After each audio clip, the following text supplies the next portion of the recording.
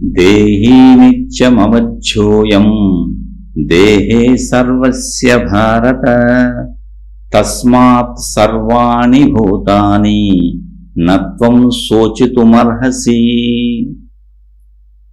దేహీ నిత్యమవధ్యోయం దేహే సర్వస్య భారత తస్మాత్ సర్వాణి భూతాని నత్వం శోచితుమర్హసి.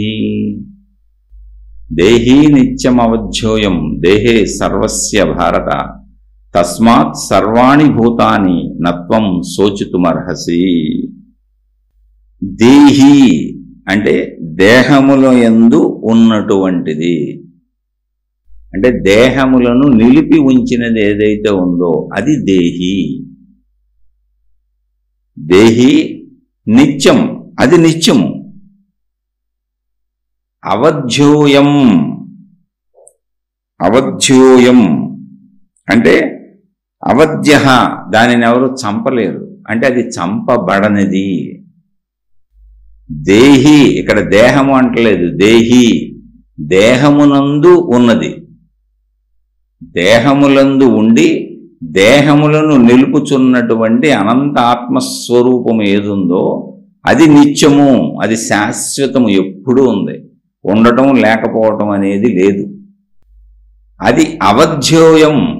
అవధ్య అంటే దాన్ని ఎవరు చంపలేరు, అంటే దేహాలు చనిపోతాయి కానీ దేహములకు ఆధారమైన దేహి చనిపోవటం ఉండదు, అదే ఆత్మ చనిపోవటం ఉండదు, దాన్ని ఎవరు చంపలేరు.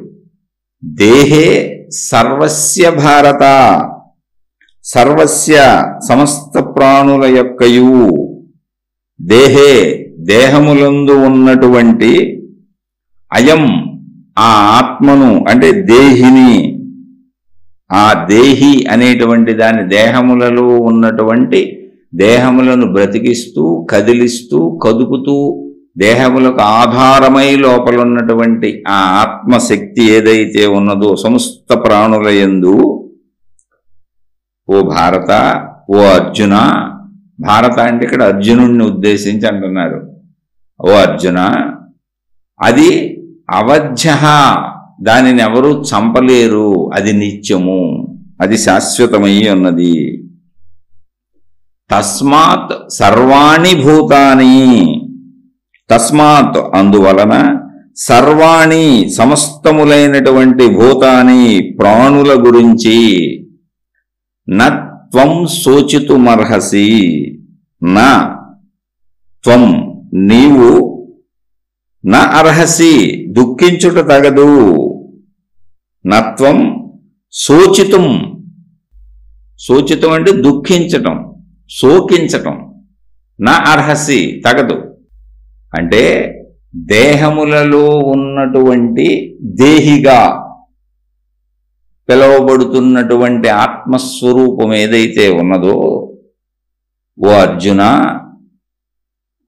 అది నశింపబడేది కాదు, నిత్యము, ఎప్పుడూ ఉండేది, ఎప్పుడూ ఉన్నది. అది దానిని ఎవరు చంపలేరు, అది చంపుటకు వీలు లేనిది, దేహములు మాత్రమే నశిస్తాయి. ఈ కారణం చేత ఈ సత్యం తెలుసుకొని దేహములలో ఉన్నటువంటి ఆత్మస్వరూపమునకు మరణము లేదు, దానిని చంపలేరెవరు అనేటువంటి సత్యాన్ని గ్రహించి, తస్మాత్ అందువలన సర్వాణి భూతాని మొత్తము ప్రాణుల యందు ఉన్నటువంటి ఆ ప్రాణులందరి గూర్చి నువ్వు చింతించవలసిన అవసరం, శోకించవలసిన అవసరం లేదు. ఎందుకంటే ఆ ప్రాణుల దేహములలో ఉన్నటువంటి అనంత ఆత్మస్వరూపము చంపబడదు, దేహములు నశిస్తాయి. ఇది ఎందుకు చెబుతున్నారు కృష్ణ భగవానుడు?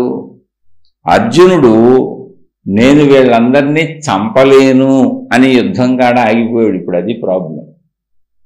నేను ఎవరిని చంపలేను, యుద్ధం చేయలేను, వీళ్ళంతా నా వాళ్ళు అని శరీర భావనతో నా వాళ్ళందరూ చనిపోతారు యుద్ధం జరిగితే అని శరీర భావంతో ఉన్నాడు ఆయన. అందుకని కృష్ణ భగవానుడు మొదటి నుంచి శరీర భావానికి ఆధారమైనటువంటి ఆత్మతత్వమును, అంటే అదే శరీరములో ప్రాణశక్తిగా ఉన్నటువంటి అనంత ఆత్మశక్తి యొక్క తత్వమును అర్జునునికి తెలియజేస్తూ, నాయన దేహాలు శాశ్వతం కాదు, దేహాలు నువ్వు చంపినా, నువ్వు చంపకపోయినా, నువ్వు యుద్ధం చేసినా చేయకపోయినా ఈ దేహానికి కాలం మూడిపోద్ది, దానికి ఆయువు ఉన్నది, అది నశించిపోద్ది, దేహం మార్పులు చెందుతూ వెళ్ళిపోతుంది. కానీ దేహములో ఉన్నటువంటి, దేహాన్ని కదుపుతున్నటువంటి, దేహానికి ఆధారమై దేహాన్ని కదిలించే శక్తి ఏదున్నదో, ప్రాణశక్తి ఏదున్నదో అదే అనంత ఆత్మశక్తి. అది ఎప్పుడూ ఉన్నది, దానికి నశింపు లేదు. కాబట్టి నువ్వు ఈ ప్రాణుల గూర్చి, ఇప్పుడు వీళ్ళందరూ యుద్ధంలో చనిపోతారనుకుంటున్నావే, అలా నువ్వు ఏ ప్రాణి గూర్చి, మొత్తం ప్రాణుల గురించి దుఃఖించవలసిన అవసరం లేదు. ఎవరో చావరు, అందరూ అనంత ఆత్మశక్తి స్వరూపములో స్థిరమై, నిత్యమై, శాశ్వతమై ఉంటారు. ఆత్మశక్తిగా మరణమే లేదు. ఈ విషయాన్ని గ్రహించు అని కృష్ణ భగవానుడు చెబుతున్నారు. అనేక శ్లోకాలు చెప్పుకుంటూ వస్తున్నారు. దేహభావంలోంచి చెబుతున్నారు, దేహభావంలోంచి ఆత్మజ్ఞానంలోకి తీసుకెళ్తున్నారు. ఆత్మజ్ఞానాన్ని వివరిస్తూ అర్జునునికి చెప్పుకుంటూ అర్జునుడి పేరుతో మనకు కూడా ఈ సత్యాలన్నింటినీ చెబుతున్నారు. అయితే ఇక్కడ మరి చెప్పినంతనే మనకి ఇది ఎందుకు వచ్చేయట్లేదు? అసలు ఇంత చెప్పారు కృష్ణ భగవానుడు. ఇప్పుడు మనం చెప్పుకుంటుంది ఏంటో తెలుసా? మనం ఎక్కడున్నామో తెలుసా? ఇది భగవద్గీత. కృష్ణ భగవానుడు యుద్ధరంగంలో అర్జునునికి బోధించినటువంటి భగవద్గీత. ఎందుకు బోధించవలసింది వచ్చింది అంటే, అర్జునుడు తన విషాదమును చెప్పాడు, తన బాధను కృష్ణుడికి చెప్పాడు, నేను వీళ్ళెవరిని చంపలేను అని. అలా అర్జునుడు చెప్పినదంతయు ఒక అర్జున విషాద యోగముగా భగవద్గీత మొదట్లో అర్జునుడు చెప్పాడు. అది అర్జున విషాద యోగం మొదటి అధ్యాయం. తర్వాత అర్జునుడి విషాదాన్నంతా విన్నటువంటి కృష్ణ భగవానుడు చిరునవ్వు నవ్వి, అర్జున నువ్వు దేహభావనలో ఉన్నావయ్యా, అందుకని నీకు అలా అనిపిస్తుంది. ఎవరి కర్తవ్యములు వాళ్ళు నిర్వహించాలి, ఎవరి ధర్మములు వాళ్ళు నిర్వహించాలి, ఎవరి బాధ్యతలు వాళ్ళు నిర్వహించాలి.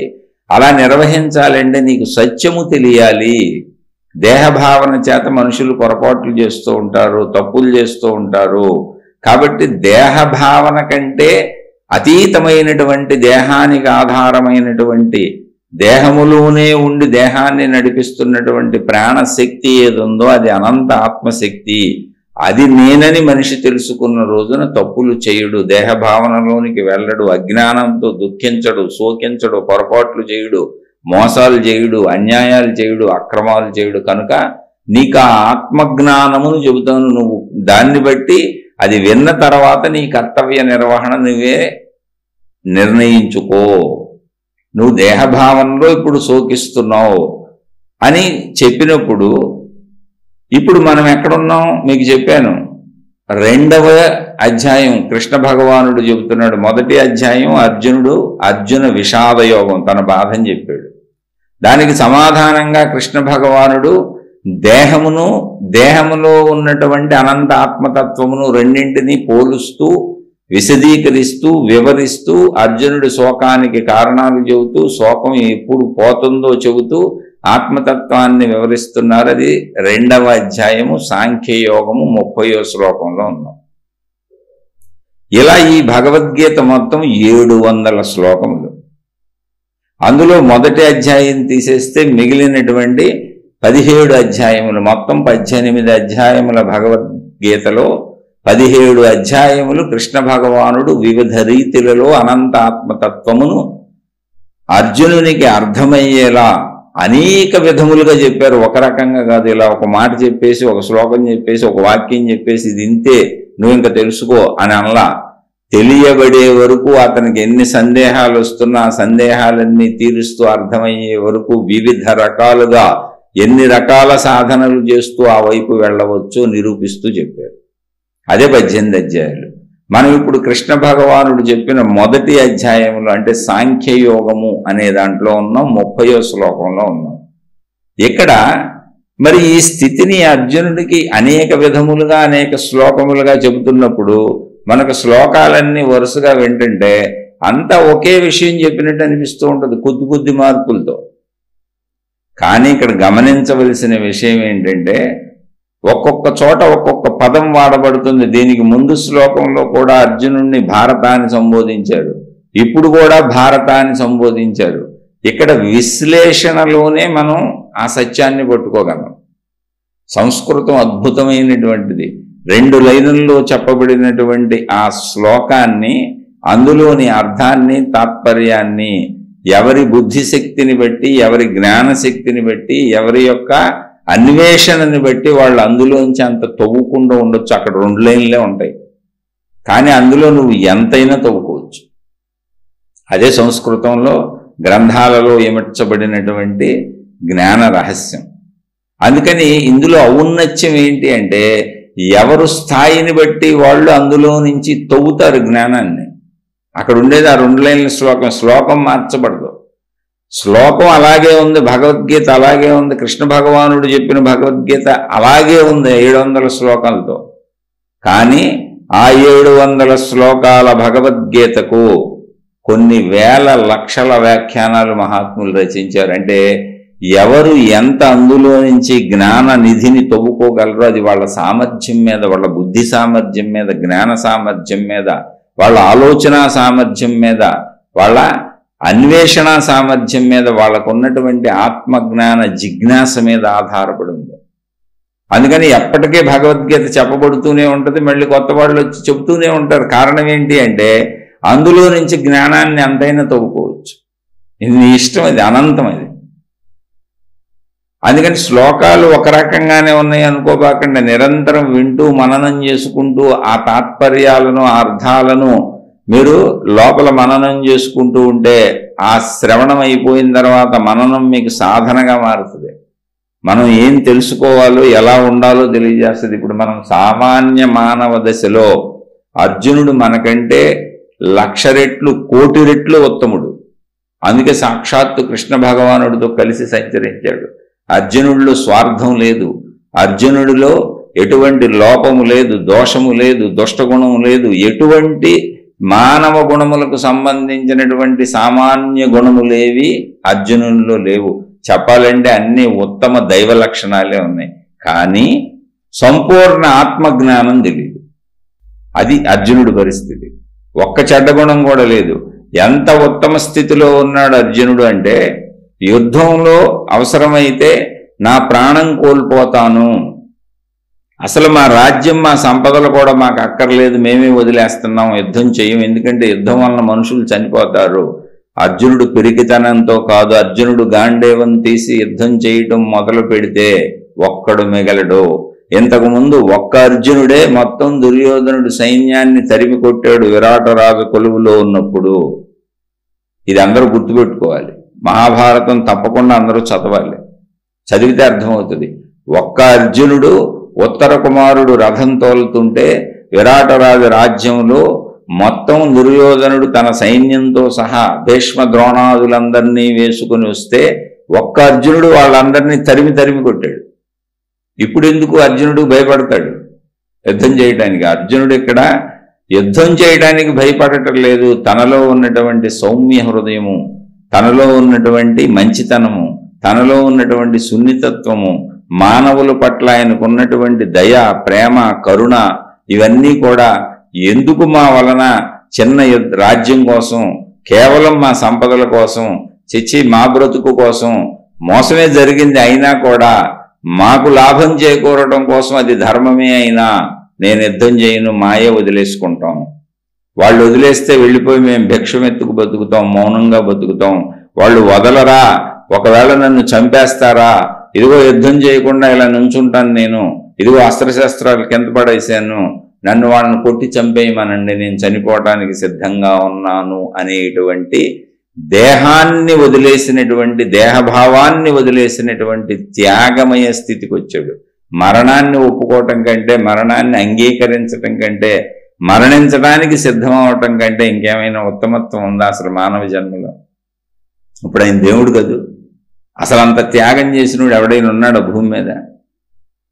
ఏంటి, దుర్మార్గుడైనటువంటి వాడు రాజ్యం లాక్కుంటే పోనే, ఎందుకు యుద్ధంలో లక్షల మంది చనిపోతారు, వద్దు, నేనే శరీర ప్రాణత్యాగం చేస్తాను, మా యుద్ధం చెయ్యం, వద్దు అంటున్నాడు అంటే అటువంటి ఉత్తముడికి మరి జ్ఞానం బోధించబోతే ఎలా?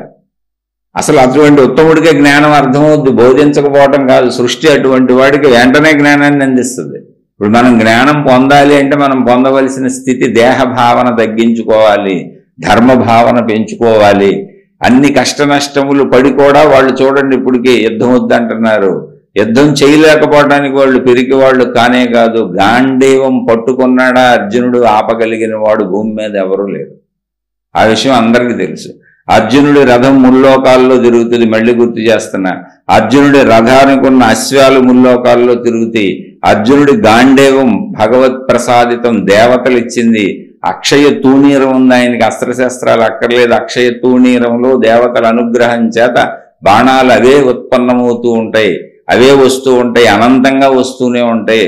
ఆయన దగ్గర లేని అస్త్రశస్త్రాలు లేవు. ఈ యుద్ధానికి ముందు శివపరమాత్మ అనుగ్రహించి పాశుపతాస్త్రాన్ని ఇచ్చి మీరు గెలుస్తారు అని చెప్పాడు ఆయన. నేను ఆశీర్వదిస్తున్నాను, నా ఆశీర్వాదం మీకు ఉంటుందని చెప్పాడు ఆయన. ఈ యుద్ధానికి ముందు భీముడికి ఆంజనేయులు వారు కలిసి ఈ యుద్ధంలో నేను మీ వైపు ఉండి అర్జునుడి రథంపై ఉండి మీకు సహాయపడుతూ మిమ్మల్ని ఆశీర్వదిస్తూ ఉంటాను, మీరే గెలుస్తారని చెప్పాడు ఆయన. గెలుస్తామని వాళ్ళకి తెలుసు, కానీ యుద్ధంలో మనుషులు చనిపోవటానికి వాళ్ళ మనస్సు అంగీకరించటం లేదు. ఆంజనేయుడైన దేవుడు అంగీకరించాడు, శివభగవానుడైన దేవుడు అంగీకరించాడు, కృష్ణ పరమాత్మ అయిన దేవుడు అంగీకరించాడు. కానీ అది న్యాయమే అయినా ధర్మమే అయినా మానవ పరిధిలో, మానవత్వంలో భగవంతుళ్ళు అంగీకరించి సహాయం చేస్తామన్న విషయంలో కూడా అర్జునుడు ఇతరులను బాధ పెట్టడం ఎందుకు అనేటువంటి అద్భుత హృదయ సౌందర్యాన్ని చూపించాడు. ఇంతకంటే త్యాగం, ఇంతకంటే ఉన్నతత్వం, ఇంతకంటే గొప్పతనం భూమి మీద అసలు ఉంటుందా? అర్జునుడిని మించిన త్యాగి ఉంటాడా? ఇది పాండవులందరికీ వర్తిస్తుంది. ఒకసారి ఆలోచించి చూడండి.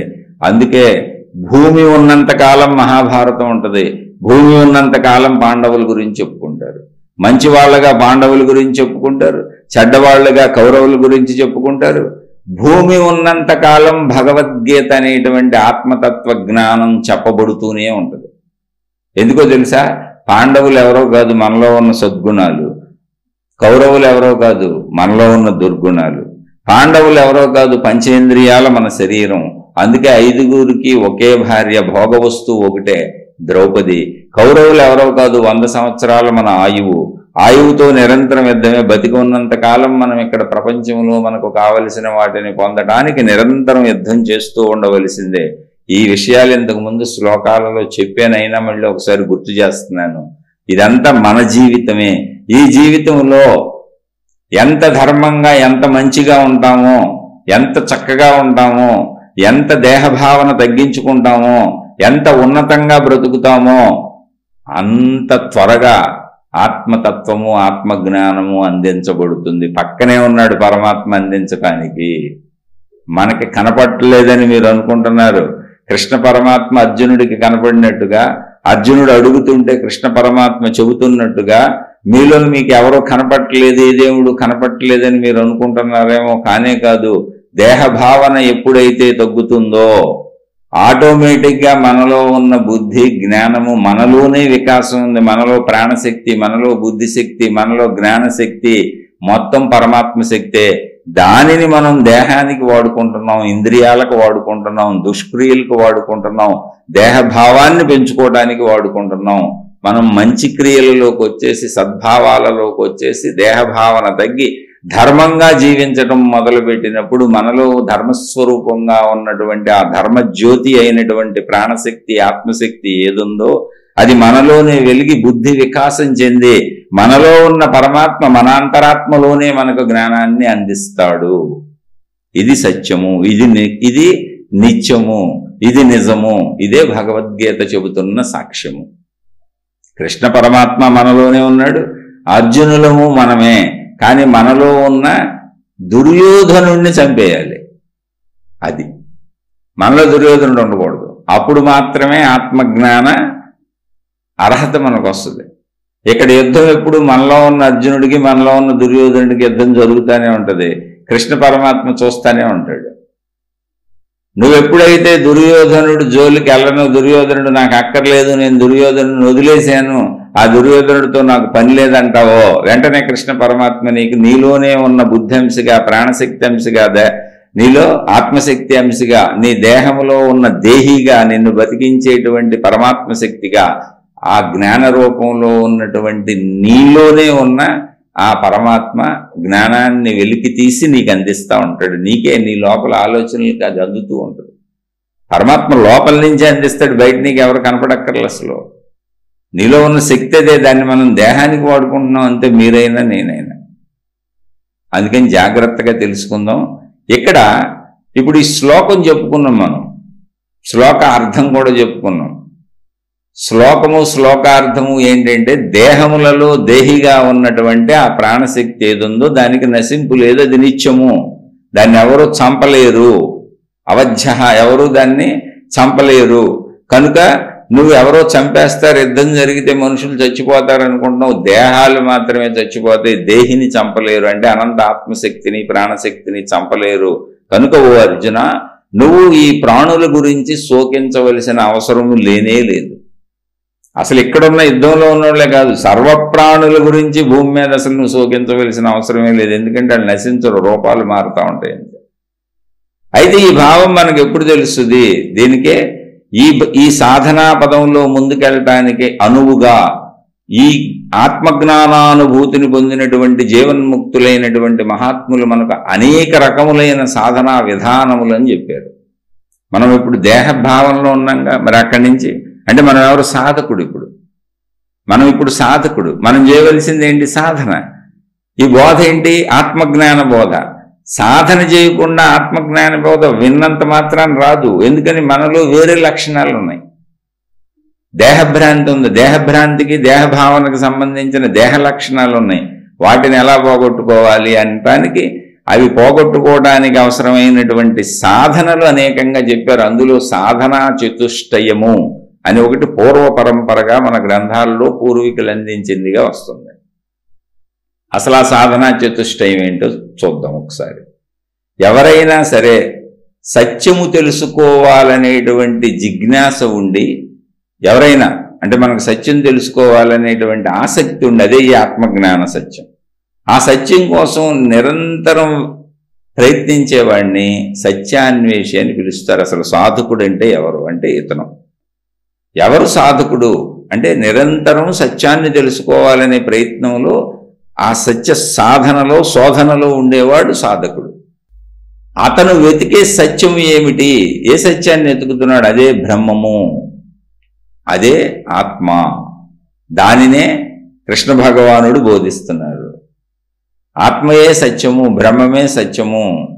ఆ అనంత ఆత్మశక్తి ఏంటి, అది ఎలా ఉంది, దాన్ని ఎలా తెలుసుకోవాలని నిరంతరం ప్రయత్నిస్తూ ఉంటాడు ఆ సత్యం కోసం.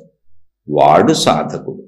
అయితే ప్రయత్నం ఎలా? మరి ఈ ప్రయత్నములో ఉన్నటువంటి సాధకుడు సాధనా మార్గంలో సత్యాన్ని ఆవిష్కరించుకుంటాడు ఎప్పటికైనా. అయితే ఎలా ఆవిష్కరించుకుంటాడు? ఇక్కడ జాగ్రత్తగా గమనించాలి. ఇప్పుడు మీరు సముద్రంలో ఓడలు వెళ్తూ ఉంటాయి, మీరు గమనించి చూడండి. అంటే పూర్వపు ఒక ఉదాహరణ చెప్పేవాళ్ళు అనమాట. సముద్రంలో ఓడలు వెళ్తున్నప్పుడు ఒక కాకి పొరపాటున ఓడ మీద వాలింది. ఆ ఓడ సముద్రం మధ్యలోకి అలా వెళ్ళిపోతుంది. కాకి మధ్యలో ఎగిరి చక్కగా కాకి అక్కడక్కడ తిరుగుతూ ఉంటుందిగా, ఊళ్ళో ఎడు పెడతాడు, చెట్ల మీద ఇళ్ల మీద ఏం దొరికితే తింటా ఉంటుందిగా. అలా దానికి తెలియక ఎగిరి వెళ్ళిపోదామని ఓడ మేంచి ఎగిరింది. ఓడ ఎక్కడుంది? సముద్రం మధ్యలోకి వెళ్ళిపోయింది. ఎటు చూసినా నీరే కనపడుతుంది. ఎగిరి ఎగిరి అలిసిపోయి తిరిగి వచ్చి మళ్ళీ ఓడ మీదే వాళ్తుంది. అది కిందకి దిగడానికి ఎక్కడ లేదు. ఇప్పుడు కాకి ఎక్కడ ఉండిపోయింది? ఓడ మీద ఉండిపోయింది. దానికి ఇంకా ఒడ్డుకు చేరే మార్గమే లేదు, సముద్రం మధ్యలోకి వెళ్ళిపోయింది. ఎంత చూసినా నీరే కనపడుతుంది, దానికి దారి కనపడుతుంది. అసలు ఊరెటుందో తెలియదు దానికి. కొన్ని ఎక్కువసేపు ప్రయాణించి వెళ్దామన్నా ఆ ఊరెటుందో తెలియదు. అది ఏదో ఓడ మీద, అది ఓడని కూడా దానికి తెలియదు కదా, మామూలుగా వాలింది. ఆ ఓడ వెళ్ళిపోయింది సముద్రంలోకి. మనుషుల గతి ఎలా ఉంటుంది అని పోల్చి చెప్పారు మహాత్ములు. ఎలా అయితే సముద్రములో ఉన్న ఓడ మీద చిక్కుకుపోయినటువంటి కాకి ఎన్నిసార్లు ప్రయత్నించి అటు ఇటు ఎగిరి తిరిగి చూసినా మొత్తం నీరే కనపడటం చేత ఎక్కడ వాలాలో ఎడెల్లాలో తెలియక తిరిగి వచ్చి మళ్ళీ ఆ ఓడ మీదే, ఆ పడవ మీదే వాలుతున్నట్లుగా మనిషి అదే సంసారంలో అలాగే సుఖదుఖాల మధ్య కొట్టుకుంటూ తిరుగుతూ ఉంటాడు, కానీ ప్రయత్నిస్తూ ఉంటాడు, దారి దొరక్క తిరుగుతూ ఉంటాడు. దారి దొరికే వరకు, ఒడ్డు చేరే వరకు అందులో అలా కొట్టుకుంటూనే ఉంటాడు. ఎందులో? దేహములో, శరీరములో. శరీరంతోనే కాదు శరీరం. సంసారం అంటే మీరు భార్య పిల్లలు అనుకోబాకండి. చాలా మంది తెలియక పాపం సంసారం అంటే భార్య పిల్లలు కుటుంబం అని ఇవన్నీ వదిలేసి అడవులకు పోతే బ్రహ్మాండంగా ఉంటుంది అనుకొని అమాయకత్వంతో వెళ్తున్నారు. సంసారం అంటే నీ మనసు, నేను శరీరం అనే భావన, దాని వలన వేల లక్షల కోట్ల ఆలోచనలు తయారైపోతాయి. దాన్ని నిలుపుకోవడానికి, దాన్ని సుఖభోగాలు అందించడానికి, దానికి అన్ని సమకూర్చడానికి, ఆ ఇంద్రియ చర్యలకి. అంతే తప్ప సంసారం అంటే భార్య పిల్లలు కుటుంబం కాదు. ఇంకా ఒక రకంగా చెప్పాలంటే సంసారం మేలు చేస్తుంది. ఎందుకనంటే భార్య పిల్లలు కుటుంబం ఉన్నప్పుడు నీ శారీరక కోరికలు ధర్మంగా తీర్చుకోవడానికి భార్యాభర్త ఉన్నారు. నువ్వు ఆనందంగా హాయిగా నిండు నూరేళ్ళు అసలు నేను ఇక్కడ ఎందుకు ఉండాలి అని అనడానికి ఆధారంగా నీకు తల్లిదండ్రులు పిల్లలు, నీకు కాలం గడపడానికి నీ వాళ్ళు ఉన్నారు. నువ్వు ధర్మంగా బతికితే చాలు, అక్కడ నువ్వు జ్ఞానంతో ఉన్నట్టే. అక్కడి నుంచి జ్ఞానాన్ని పొందేయచ్చు. కానీ అసలు ఆ కుటుంబాన్ని వదిలేసి వెళ్ళిపోయే వాళ్ళు ఇప్పుడు ఎన్ని సాధనలు చేయాలి? ఒక పక్క కామ కోరికలు ఆపుకోవాలి, ఒక పక్క వాళ్ళ శారీరక అవసరాలు తీర్చుకోవాలి, ఇంద్రియాలను నిగ్రహించుకోవాలి, ఆహారం కోసం అన్వేషణ చేయాలి. కుటుంబ జీవితంలో, గృహస్థు జీవితంలో ఉండే వాళ్ళకే అద్భుతమైనటువంటి సాధన కుదురుతుంది. ఎందుకంటే సంపాదన మార్గాలు ఏర్పరుచుకుంటారు, వృత్తి వ్యాపార ఉద్యోగాలు నేర్చుకుంటారు, ఏదో సాధన చేసుకుంటారు, సంపాదించుకుంటారు. దేహ కోరికలు తీర్చుకోవడానికి భార్యాభర్త ఉంటారు. బ్రతకడానికి అవసరమైనటువంటి ఆధారతకి 100 ఏళ్ళు బతకాలి. ఇక్కడ మనో ఆనందానికి నా పిల్లలు, నా తల్లి, నా తండ్రి, నా వాళ్ళనే బంధాలుంటాయి. ఈ బంధాల మధ్యలో ఆనందంగా నువ్వు చక్కగా బతకొచ్చు. జస్ట్ ధర్మంగా ఉండు. ఈ బంధాల మధ్యలో బతుకుతూ ఆత్మజ్ఞాన సాధన చేసుకునేవాడికి అవలీలగా ఆత్మజ్ఞానం వచ్చేస్తుంది. కాదని బంధాలు వదిలిపెట్టి వెళ్ళేవాడికి ఇప్పుడు కామ కోరికలు ఆపుకోవాలి, ఇంద్రియ కోరికలన్నీ ఆపుకోవాలి, ఆహారం కోసం మళ్ళీ ప్రయత్నించాలి, ఎవరినో బెచ్చమెత్తుకోవాలి, కట్టుకోవడానికి బట్టలు ఎవరినో అడగాలి, పడుకోవడానికి ఎవరినో జాగా అడగాలి. మొత్తం నిత్యం జీవితం అంతా పరులపై ఆధారపడి బతకాలి. అది ఎన్నాళ్ళు ఉంటుందో, ఎక్కడ ఉంటుందో, ఎప్పుడు ఉంటుందో ఆధారత లేని జీవితం అవుతుంది. అందుకని సంసారము అంటే కుటుంబము కాదు, సంసారం అంటే నీ అంతరంగ మనసు. కుటుంబం అని ఎప్పుడు అనుకోబాకండి. చాలా మంది సంసారం అనగానే అమ్మో నన్ను వీళ్ళందరూ బాధ పెట్టేస్తున్నారు అనుకుంటూ ఉంటారు. విన్న ఆడోళ్ళు, విన్న మగోళ్ళు అందరూ. నిన్ను బాధ పెట్టేవాళ్ళు ఎవరూ లేరు, నీ మనసే. నువ్వు అసలు ఈ ప్రపంచంలోంచి వెళ్ళిపోయినా ఇక్కడ బాధపడేవాళ్ళు ఎవరూ లేదు. 2 రోజులు కొన్ని ముక్కు చీది ఆ కళ్ళ నీళ్ళు తుడుచుకొని తర్వాత ఎవరు బతుకులు వాళ్ళు బతికేస్తారు. లేకపోతే చచ్చిపోయిన వాళ్ళందరితో అందరూ చచ్చిపోతున్నారా? అలా చచ్చిపోతే ప్రపంచమే ఉండేది కాదు. వెళ్ళిపోయిన వాళ్ళందరితో అందరూ వెళ్ళిపోతున్నారా? ఎవడో ఎక్కడికి వెళ్ళరు. ఎవరు బతుకాళ్ళు 4 రోజుల్లో నిన్ను మర్చిపోయి హాయిగా బతుకుతారు. అందుకని సంసారము మన మనసు. ఈ మనసు ఎక్కడ చిక్కుకుపోయింది? దేహంలో చిక్కుకుపోయింది. సముద్రంలో చిక్కుకుపోయి ఓడ మీద ఉండిపోయిన కాకి వలె. ఇప్పుడు జీవుడికి విముక్తి ఎప్పుడు?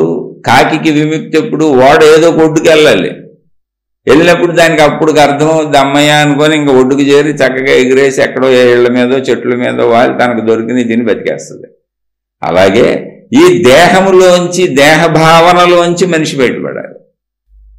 దేహ భావనలోంచి బయటపడితే చాలు. ఏంటి దేహ భావనలోంచి బయటపడతాం అంటే నేను అనంత ఆత్మనని తెలుసుకోవటం. దాన్నే చెబుతున్నారు ఇందాక కృష్ణ పరమాత్మ. దేహము కాదు నువ్వు, దేహి. దేహము లోపలుండి దేహాన్ని నడిపిస్తున్నటువంటి దేహివి నువ్వు. దేహి అంటే అనంతాత్మ, ప్రాణశక్తి. మరి ఇది ఎలా తెలుస్తుంది అంటే నేను దేహ భావనలోనే ఉన్నాగా, ప్రస్తుతానికి నేను దేహాన్నేగా, అందుకని జీవుడు నేను దేహాన్నే అనుకుంటా ఉంటాడు. కానీ సత్యం కోసం ప్రయత్నించేటువంటి జీవుడు సాధకుడు అని పిలువబడతాడు. ఆ సాధకుడు సాధన ఏం చేయాలబ్బా, నేను ఇందులోంచి ఎలాగబ్బా, సత్యం తెలుసుకోవడం ఎలాగబ్బా, వీటిల్లోంచి బయటపడటం ఎలాగబ్బా అని ఆలోచిస్తూనే ఉంటాడు. ఆ ఆలోచించేటువంటి విధానం ఎలా ఉంటుంది అనేది మహాత్ములు అనేక పోలికలు చెప్పారు. ఇప్పుడు అద్దం ఉంది, అద్దం మీద మట్టి పడిపోయింది, దుమ్ము పేరుకుపోయింది. మనం వెళ్ళి మన ప్రతిబింబం చూసుకుందాం అందులో అనుకున్నాం. మన ప్రతిబింబం సరిగ్గా కనపడుద్ది ఆ అద్దం మీద? దుమ్ము పడిన అద్దం మీద ఎలా కనపడుతుంది? మట్టి పడిన అద్దం మీద, అంతా పేరుకుపోయిన అద్దం మీద ఎలా కనపడుతుంది? ఇప్పుడు ఆ అద్దాన్ని క్లీన్ చేయాలి, శుభ్రం చేయాలి. చేస్తే మన ప్రతిబింబం కనపడుతుంది. అలాగే ఇప్పుడు మనకు సత్యం ఎందుకు తెలియట్లేదంటే, నేను దేహము అనేటువంటి నేను ఇంద్రియ స్వరూపుడునండి, ఈ దేహంలో ఉన్న ఇంద్రియ అధీనంలో ఉన్నాను, నాకు ఈ కోరికలు ఉన్నాయి, నాకు ఈ ఆశలు ఉన్నాయి, నాకు ఈ అహంకారం ఉంది, ఇవన్నీ నేనేను నా కోరికలు తీర్చుకోవాలని ఇంద్రియ భావనలో దేహ భావనలో మన ఆత్మస్వరూపము కప్పబడి ఉన్నది దేహ భావన చేత. అందుకని అద్దాన్ని శుభ్రం చేసినట్టుగా దేహ భావన, ఇంద్రియ సుఖ భావన, భోగ భావన శుభ్రం చేస్తే ఆత్మభావన కనబడిపోతుంది. అలా శుభ్రం చేయడానికి చెప్పిందే సాధనా చతుష్టయము. ఏంటి సాధనా చతుష్టయం అంటే? ఏం లేదు, అంత జ్ఞానమే, పేర్లు పెట్టారు. చతుష్టయం అంటే 4 అండి, 4 రకాలుగా సాధన చేయొచ్చు అని చెప్పారు. అలా అనేకం చెప్పారు, అందులో ఒకటిది. ఏంటి 4? 1 నిత్యానిత్య వస్తు వివేకము. నిత్య అనిత్య అంటే ఇది నిత్యమా, ఇది అనిత్యమా. అనిత్యమా అంటే ఏంటి? నశించిపోయేది ఎప్పుడో ఒకప్పటికి. వస్తు వివేకం అంటే మనం కావాలనుకుంటున్నటువంటి విషయాలు, పొందాలనుకుంటున్నటువంటి విషయాలు శాశ్వతమైనవా కాదా, ఇవి నశించిపోతాయా ఉంటాయా, నేనేం కోరుకుంటున్నాను, ఇటువంటి అన్ని తెలుసుకోవాలంటే నామరూపాత్మకమైనటువంటి ప్రపంచం జగత్ ఏదుందో దీన్ని గుర్తించి, ఈ నామాలు మనం పెట్టుకున్న పేర్లన్నీ, ఈ రూపాలన్నీ మారిపోతాయి. ఆత్మశక్తి వలన వచ్చే రూపం అసలు మామూలుగా కూడా ఎక్కడ స్టడీగా లేదుగా, మన రూపం మారిపోతే వెళ్ళిపోతూనే ఉందిగా. అందుకని ఇది ఇలాగే ఉంటుంది సృష్టికి నశింపు ఉంది, నామరూపాలు నశించిపోతాయి అనేటువంటి వివేకాన్ని పొంది, ఈ ప్రపంచంలో మనం చూసే మొత్తం కూడా తాత్కాలికం, ఎప్పుడో ఒకప్పుడు ఇది నశించిపోద్ది, ఇది శాశ్వతం కాదు. కానీ మనం దాని వెనకే పరిగెట్టచ్చు. బ్రతుకుకు ఆధారమైన దాని కొరకు పరిగెత్తడం ఎప్పుడూ తప్పు కాదు, ధర్మము. శరీరం నిలుపుకుంటేనే ఈ సాధన కూడా చేయగలం. ధర్మాన్ని దాటి అధర్మంలోకి, మంచిని దాటి చెడులోకి, తీవ్ర వ్యసన కోరికలతో దేహభావన విపరీతంగా పెంచుకోవటం, అది ప్రమాదం. అది అక్కడ చెప్పేది. మొత్తం వదిలేమని కాదు, మొత్తం వదిలితే అసలు శరీరం లేకపోతే మీరు సత్యం కూడా తెలుసుకోలేరు. అందుకని నిత్య అనిత్య వివేకంగా తెలుసుకోవాలి. నిత్యమైంది ఏంటి, అనిత్యమైంది ఏంటి అంతే నువ్వు తెలుసుకోవాల్సింది. నిత్యమైన దాన్ని పట్టుకో, అనిత్యమైన దాన్ని వాడుకొని వదిలే, పట్టుకోబాక.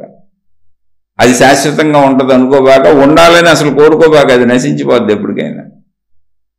నిత్యమైంది ఏంటి? ఇందాకే పరమాత్మ చెప్పారు, కృష్ణ పరమాత్మ, దేహములలో ఉన్న దేహి నిత్యమైంది, మన ప్రాణశక్తి ఆత్మశక్తి నిత్యమైంది, అది గ్రహించు.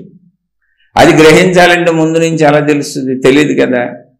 అందుకని ఒక్కసారి అదేంటో తెలుసుకోవాలి. ఏంటంటే ఊరికనే ఇప్పుడు మనం చూస్తున్నాం, మనం చూసుకుందాం, జస్ట్ ఊరికనే చూసుకోండి. ఇవన్నీ మహాత్ముల గ్రంథాల్లో చెప్పినయే, అవి నాకు గుర్తొచ్చినాయి, ఆ సందర్భానుసారం చెబుతున్నాను అంతే.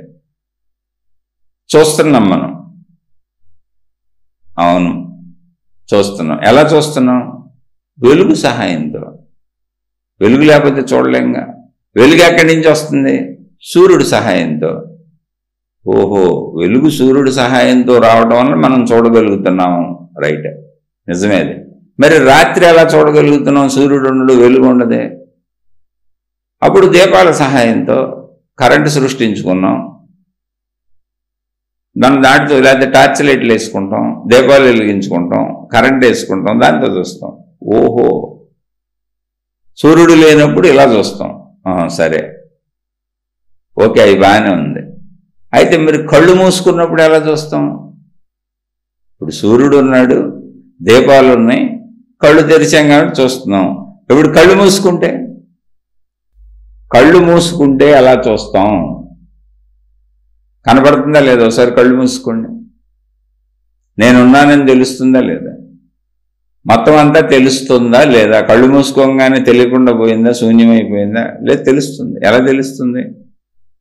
జ్ఞానముచే. ఎవరికళ్ళు అలా అక్కడే వస్తుంది. ఎప్పుడైతే దేహభావన తగ్గుతుందో, చెడుపోద్దో, మనలోని జ్ఞాన ప్రకాశము వెలుగుతుంది. అదే లోపల ఉన్న ఆ జ్ఞాన ప్రకాశమే కృష్ణ పరమాత్మ. మనలో జ్ఞానాన్ని బ్రతికించడం అంటే దేవుణ్ణి బ్రతికించడం, మంచిని బ్రతికించడం అంటే మనలో దేవుణ్ణి బ్రతికించడం, చెడును పెంచుకోవటం అంటే మనలో దేవుణ్ణి మనమే చంపేసుకోవటం. ఇక్కడ కళ్ళు మూసుకున్నప్పుడు ఎలా చూస్తున్నాము అంటే జ్ఞానంతో చూసేటప్పుడు సూర్యుడు అవసరం లేదు, దీపాలు అవసరం లేదు, అసలు కళ్ళు కూడా అవసరం లేదు, శరీరమే అవసరం లేదు. జ్ఞాన దర్శనం అది. సరే, జ్ఞానంతో కదా నీకు తెలుస్తుంది అంటున్నావు. ఇప్పుడు ఆ జ్ఞానం ఉందని నీకెలా తెలుసు? నీలో జ్ఞానం ఉందని నీకెలా తెలుసు? ఆలోచించుకోండి మళ్ళీ. ఇప్పుడు నాకు తెలుస్తుంది, నిజమే. అవును, ఎలా తెలుస్తుంది? జ్ఞానంతో. ఓకే, తెలుస్తున్నదన్న భావన ఉంది కదా, తెలియడే జ్ఞానం. మరి జ్ఞానం ఉంది, తెలుస్తుందని నీకెలా తెలుసు? అదే నా చైతన్య శక్తి. నాకెలా తెలుసు అని నాకు తెలుస్తున్నది అనిపిస్తున్నదే జ్ఞానం అన్న దాన్నే నేను. నాకు తెలుస్తున్నది లోపల అన్న భావన ఏదుందో ఆ భావాన్నే జ్ఞానం అన్నాను. నాకు తెలుస్తున్నది ఏదుందో అదే చైతన్యం, ఆ జ్ఞానమే చైతన్యం. ఇప్పుడు దాన్నే నేను నాకు లోపల తెలుస్తున్న వెలుగు అన్నాను. ఆ వెలుగదే, జ్ఞానం అదే, చైతన్యం అదే, అంతా అదే. ఉన్నానన్న భావన కలిగిస్తున్నది అదే లోపల. ఇప్పుడు దానికి సూర్యుడు అక్కర్లేదు, దానికి దీపాలు అక్కర్లేదు, దానికి అసలు కళ్ళు కూడా తెరవక్కర్లేదు, శరీరంతో పని లేదు, శరీరం కూడా అక్కర్లేదు, లోపల తెలుస్తుంది. ఆ చైతన్య శక్తే అనంత ఆత్మశక్తి, ఆ చైతన్య శక్తే బ్రహ్మము, ఆ చైతన్య శక్తే నీ ప్రాణశక్తి, ఆ చైతన్య శక్తే విశ్వశక్తి. ఆ చైతన్య శక్తి గురించే కృష్ణ పరమాత్మ దేహములో ఉన్న దేహి నిత్యము అని చెప్పారు. ఆ నిత్యమైన దేహిని ఎవరూ చంపలేరు. ఇప్పుడు నేను ఉన్నాను అన్న భావన నీకు లోపల తెలుస్తుందిగా, కళ్ళు మూసి కూర్చో, తెలుస్తుందిగా, జ్ఞాన దర్శనం జరుగుతుందిగా, ఉన్నాను అనిపిస్తుందిగా. దానికి సూర్యుడు అవసరం లేదుగా, దానికి దీపాలు అవసరం లేదుగా, దానికి టార్చ్ లైట్లు అవసరం లేదుగా, దానికి నీ కళ్ళు కూడా అవసరం లేదుగా, దానికి నీ శరీరం కూడా అవసరం లేదుగా. కానీ ఉన్నానన్న భావన ఉంది. శరీరంలో మనం ఏ ఇంద్రియాలు ఉపయోగించట్లా, చూడండి, లోపల తెలుస్తుంది. అవునా? ఆ తెలుస్తున్నది అన్న భావాన్ని ఎవరైనా చంపగలరా? శరీరాన్ని చంపగలరు, కానీ భావాన్ని ఎలా చంపుతాం? భావానికి రూపం ఉందా? అది పదార్థమా? అదే శక్తి, చైతన్య శక్తి. దాన్నే అవజ్జ అన్నారు కృష్ణ పరమాత్మ. దాన్ని ఎవరు చంపలేరు. దేహములలో ఉన్న దేహిని ఎవరు అవజ్జ చంపలేరు. అవజ్జ అంటే సంస్కృత పదం, చంపలేరు. ఇలా మనకు మనమే చెప్పుకుంటూ నిత్యానిత్య వివేకం అంటే మనం ఇలా పరిశీలించుకుంటూ వెళ్తాం. ఇప్పుడు ఇలా పరిశీలిస్తే ఏమైంది? నాలో శక్తి నాకు తెలిసింది. ఇప్పుడు శాశ్వతం ఏంటి? నాలో ఉన్న ఆ భావశక్తిని, జ్ఞానశక్తిని, అదిగో నాకు లోపల దర్శనం అవుతుందన్న జ్ఞాన వెలుగుని చంపడం కుదరదు, అది నశించదు. ఎందుకంటే దానికి అసలు రూపమే లేదు. మరి చంపేదేంటి, చచ్చేదేంటి? నా శరీరం. మరి ఇప్పుడు నిజంగా నేనెవరు? ఈ లెక్కన ఆలోచిస్తే లోపల ఉందే. మరి శరీరం నేను అనుకుని బతుకుతున్నానే. అవును, నాకు చిన్నప్పటి నుంచి ఈ విషయం తెలియదు. ఇదిగో ఇప్పుడు పరిశీలించుకుంటే ఇవన్నీ వింటే అవును అనిపిస్తుంది. అవును అనిపిస్తుందిగా. అది నువ్వు సాధకుడుగా ఇప్పుడు ఆ స్థితిని సాధన చేసుకో, కూర్చో. దానికి ధ్యానం అంటావా, తపస్సు అంటావా, లేదా విచారణ మార్గం అంటావా, అన్వేషణ అంటావా, సెల్ఫ్ రియలైజేషన్ అంటావా, నీ లోపలికి నేను వెళ్తున్నానంటావా, నువ్వు ఏ పేర్లైనా పెట్టుకో, ఏ పేరు పెట్టకుండా ఏముంది అందులో. నువ్వు కూర్చుంటమే కావాల్సింది. కళ్ళు మూసి కూర్చో, జ్ఞానంలోకి వెళ్ళిపోతావు, నీ లోపలికి నువ్వు వెళ్ళిపోతావు. ఇంతే సాధన. ఇది మొదటిది. రెండవది ఇహమూత్రార్థ ఫలభోగ విరాగము. అంటే మహాత్ములు ఉపయోగించిన పేర్లు చెప్పాను. అంటే దీని అర్థం ఏంటి? ఈ లోకములో కానీ, అంటే ఇహలోకములో కానీ, పరలోకములో కానీ, అంటే పరలోకం అంటే స్వర్గము ఏదో చెబుతారుగా, అలా ఉన్న సుఖాలను సౌఖ్యాలను వద్దనుకొని, అంటే ఏ సుఖాలు, ఇప్పుడు స్వర్గంకి వెళ్తే స్వర్గ సుఖాలు అంటారు. ఏమని సుఖాలన్నీ శరీరాలేగా అనుభవించేది. ఇప్పుడు భూమి మీద అయినా అన్ని సుఖాలు అనుభవించేది ఏంటి? శరీరమేగా. శరీరం అసలు నేను కాదు, లోపల ఉంది, శరీరం నశించిపోయేదే అన్నప్పుడు ఎన్ని సుఖాలు అనుభవించిన ఉపయోగమే ఉంది? అది ఆ పనికి రాకుండా పోద్ది కదా మళ్ళీ. అలాని సుఖాలను శాశ్వతంగా ఉపయోగించగలమా? శాశ్వతంగా అనుభవించగలమా? మళ్ళీ వృద్ధాప్యం వస్తే లేదు, అనారోగ్యాలు వస్తే లేదు. ఆ అనుభవించడానికి కూడా పరిస్థితులు సమకూరాలి. అందుకని సత్యం తెలిసి సత్యం మీద దృఢ నిశ్చయంతో, అంటే అనుభవించు, బతకటానికి అవసరమైన ధర్మపరమైనటువంటి మహాత్ములు చెప్పినటువంటి కుటుంబ విధానంలో, గృహస్థు జీవితంలో ధర్మంగా అన్నీ అనుభవించు, కానీ వాటిని వ్యసనపరుడు కాకు, వ్యసనపరురాలు కాకు, వాటికి ఆ లోలత్వంతో తప్పులు చేయకు. అది మామూలుగా సహజంగా అనుభవించు, శరీరానికి పెట్టబడి అతుక్కుపోబాకు దానికి. ఆ సత్యాన్ని తెలుసుకొని దృఢ నిశ్చయంతో ఉండటమే ఇహమూత్రార్థ ఫలభోగ విరాగము. అంటే ఇహలోకంలో కానీ పరలోకంలో కానీ ఎవరెక్కడ ఏం చెప్పినా నీకేదో భోగాలు దొరుకుతాయి అని చెబితే వాటి మాయలో పడకో. విరాగం అంటే ఏంటి? భోగాల పట్ల ఆసక్తి లేకుండా ఉండటం, తప్పులు చేసైనా అనుభవించాలనే ఆసక్తి లేకుండా ఉండటం, అంతే తప్ప కుటుంబ జీవితం వదలటం కాదు. మళ్ళీ కరెక్ట్గా తెలుసుకోండి. ఆ నిశ్చయం కలిగి చక్కగా జీవిస్తూ శరీరాన్ని జాగ్రత్తగా ఉంచుకుంటూ నీ తిండి తిప్పలో కుటుంబం జాగ్రత్తగా చూసుకుంటూ చక్కగా మళ్ళీ సాధన చేసుకో. రెండోది ఇది. ఎందుకని నువ్వు సాధకుడు కదా.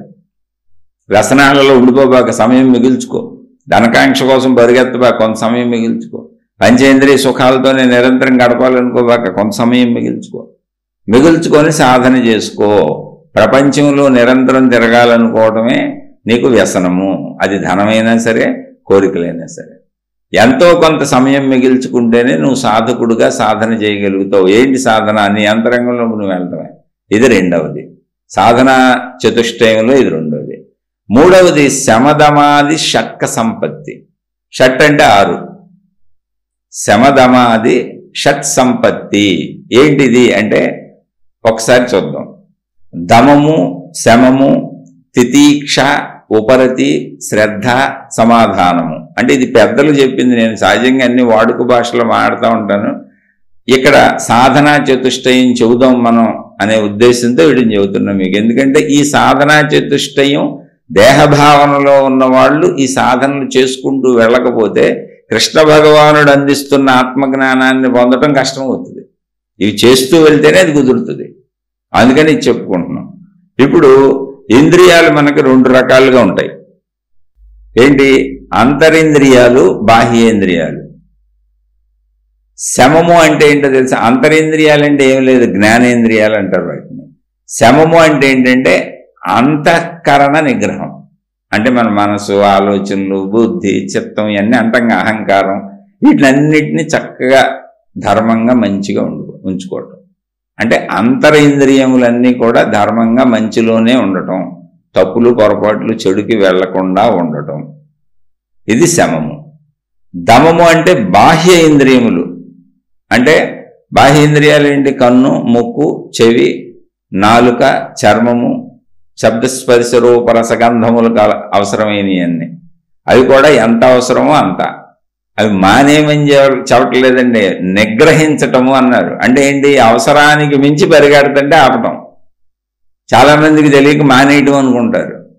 కాదు, ఇవ్వబడినవి ఎందుకు మానేయటం? నువ్వు బతకాలంటే అవన్నీ ఉపయోగించాలి. శరీరం 100 ఏళ్ళు ఇక్కడ ఉండాలంటే అవన్నీ వాడుకోమని శరీరానికి ఇచ్చారు. నిగ్రహించడం అంటే ఏంటి? ధర్మం దాటి వెళ్ళిపోతుంటే నిగ్రహించే శక్తి నీకు ఉండాలి. అదే జ్ఞానశక్తి. నిగ్రహించుకో. అదే సాధన. శమము అంటే లోపలవి, దమము అంటే బయట ఇంద్రియములను, అంటే మాటలతో సహా. వాక్కు కూడా దమములోకే వస్తుంది. ఈ ఐటన్నింటినీ చక్కగా నిగ్రహించుకొని అంతరేంద్రియాలని కట్టడి చేయాలి, బాహ్యేంద్రియాలని కట్టడి చేయాలి. ఎన్ని చేసినా మళ్ళీ మనకి ఆటోమేటిక్గా బాధలు వస్తుంటాయి. పక్కోళ్ళు బాధ పెడతారు, భౌగోళిక పరిస్థితులు ఉంటాయి, శరీరం వాటిని భరించాలి, కొన్ని తట్టుకోవాలి అన్నప్పుడు తితీక్ష, ఓర్పు ఉండాలి. దమము, శమము, 6 షట్ సంపత్తి అంటే 6. ఏంటి? శమము, దమము చెప్పేసుకున్నాం. శమము అంటే లోపలవి, దమము అంటే బాహ్యవి. లోపల ఏంటి? మనసు అనుకోండి చాలు, మొత్తం కలిపితే అది మనసు, బుద్ధి, అహంకారం, ఇవి లోపల. దాన్ని కరెక్ట్గా ఉంచుకోవటం అంటే లోపల ఆలోచనలు కరెక్ట్గా ఉంచుకోవటం. దమము అంటే బాహ్యమైనవి, కన్ను, ముక్కు, చెవి, మనం మాట్లాడే మాటలు, మన ప్రవర్తన మొత్తం అంతా, బాహ్య ప్రవర్తన అంతా కరెక్ట్గా ఉంచుకోవటం. ఇవన్నీ ఉంచుకున్న బాధలు వస్తే ఎదుటోడి వలన రావచ్చు, ప్రకృతి వలన రావచ్చు. అందుకని ఓర్పు ఉండాలి. ఉపరతి అంటే ఇంద్రియ నిగ్రహమే ఉపరతి. అంటే మొత్తం ఇంద్రియాలు నిరంతరం పరిగెత్తేసి అన్ని అనుభవించాలని కోరుకుంటూ ఉంటాయి. వాటిని ఉపశమింపచేయటం. పరుగులెట్టకో, ఆగు, ఎంత అవసరమో అంత అనుభవిద్దాం. అది అతిగా పరిగెత్తకో. అతిగా పరిగెత్తినా శరీరం పాడైపోద్ది. ఇంద్రియ సుఖాలు నువ్వు అధికంగా అనుభవించినా కూడా శరీరానికి అనారోగ్యాలు వస్తాయి, తెలియక పరిగెత్తాం అంతే. అందుకని శరీరాన్ని ఆరోగ్యంగా ఉంచుకోవాలన్నా కూడా అంత ఇంద్రియ నిగ్రహమే ఉపరతి. తర్వాత వీటన్నింటినీ ఇవి చేసుకుంటూ నమ్మకంతో శ్రద్ధతో ఏంటి ఈ తత్వం పట్ల సత్యం పట్ల నమ్మకం కలిగి శ్రద్ధ కలిగి ఉండాలి. అలాగే ఆత్మతత్వము మీద ఎప్పుడూ జ్ఞాన భావన నిలిపి ఉంచుకొని దాన్ని మననం చేసుకుంటూ అంతరంగంలో సాధన చేసుకుంటూ ఉండాలి. ఎక్కడైనా అనుమానాలు వస్తే ఆ సంశయ నివృత్తి చేసుకుంటూ ఉండాలి. ఆ సంశయ నివృత్తి కోసం పెద్దలను గ్రంథాలను ఆ సరైన విధానంలో ఆత్మజ్ఞాన విధానంలో సంశయ నివృత్తి చేయగలిగిన మహాత్ములను ఆశ్రయించాలి. అది ఇవన్నీ చేసుకుంటే వెళ్ళాలి. ఇదేంటి మూడోది, అది అక్కడికి చెప్పింది. నాలుగవది ముముక్షత్వము. సాధనా చతుష్టయంలో నాలుగవది ముముక్షత్వము. ముముక్షత్వము అంటే ఏంటో తెలుసా?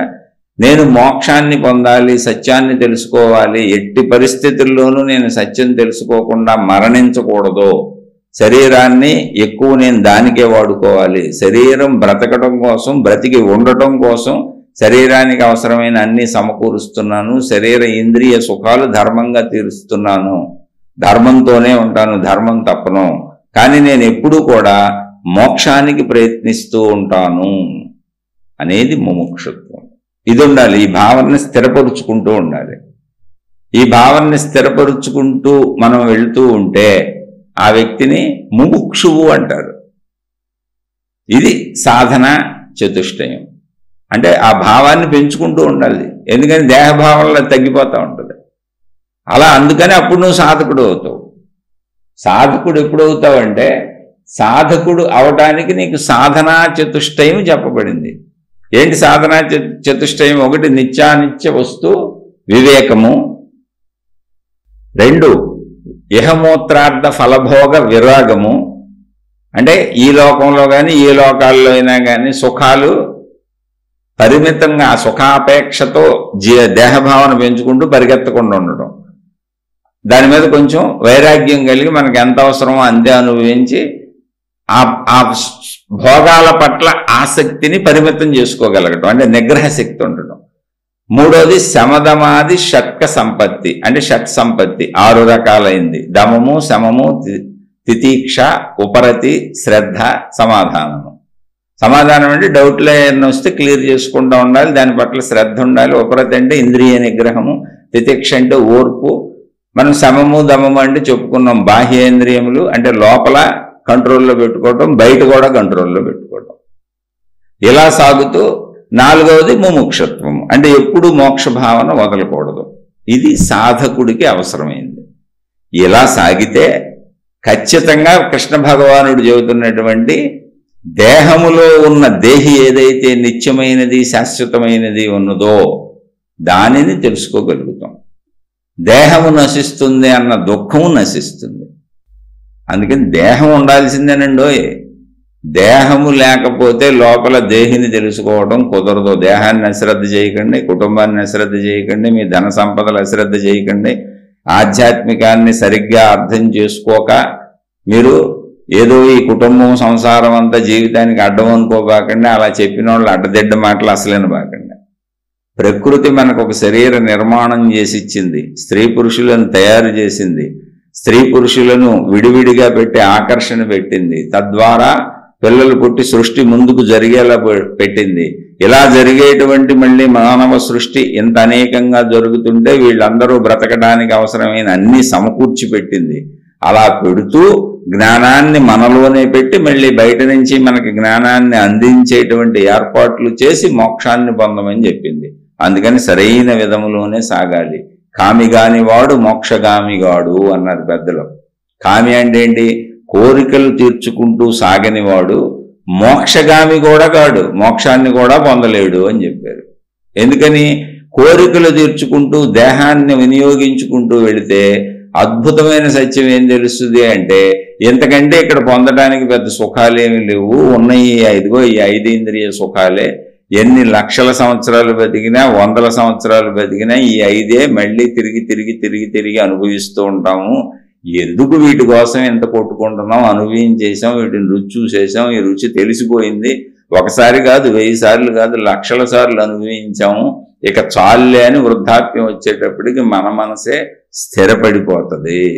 ఆ స్థిరపడిన మనసుకి ఆల్రెడీ జ్ఞానాన్ని చిన్నతనం నుంచి, అంటే మనం ఈ సుఖాలను అనుభవిస్తూనే జ్ఞానాన్ని అందిస్తూ సాగుతున్నాం కనుక వృద్ధాప్యంలో, ముముక్షత్వంలో, మోక్షంలో అది సెటిల్ అయిపోద్ది. అసలు వెళ్ళిపోయి మనసు మోక్షాన్ని పొందేస్తుంది. కాబట్టి చక్కగా కుటుంబ జీవితంలో హాయిగా సాగండి. మీ ధర్మంగా ఉండటం, మంచిగా ఉండటమే మీరు చేయవలసిన పని. మిగిలిన పని సృష్టి చేసుకుంటుంది, మీ లోపల ఉన్న జ్ఞానం చేసుకుంటుంది, మీ లోపలే బుద్ధిశక్తి ఉంది, మీ లోపలే ప్రాణశక్తి ఉంది, అదే ఆత్మశక్తి. మీరు ధర్మంగా ఉండటం మొదలు పెడితే అవన్నీ మేల్కొంటాయి. శుభమస్తు. మరలా మరొక కొత్త శ్లోకంతో కలుసుకుందాం. మీ అభిప్రాయాలను కామెంట్ల రూపంలో తెలియజేయండి. మీ సందేహాలను ప్రశ్నల రూపంలో అడిగే ప్రయత్నం చేయండి. నేను చెబుతున్నవి నా సొంత విశ్లేషణలు. ఎక్కడైనా తప్పులు చెప్పినట్టుగా కానీ, పొరపాటుగా చెప్పినట్టుగా కానీ అనిపించినా, మీకు నచ్చలేదు అనిపించినా, నేను కేవలం సామాన్యుణ్ణి, నేను ఆ స్థితిని పొందిన వాడిని కాదు. నేను ఆ స్థితి కోసం ప్రయత్నిస్తూ చదువుకుంటున్న సామాన్య విద్యార్థిని.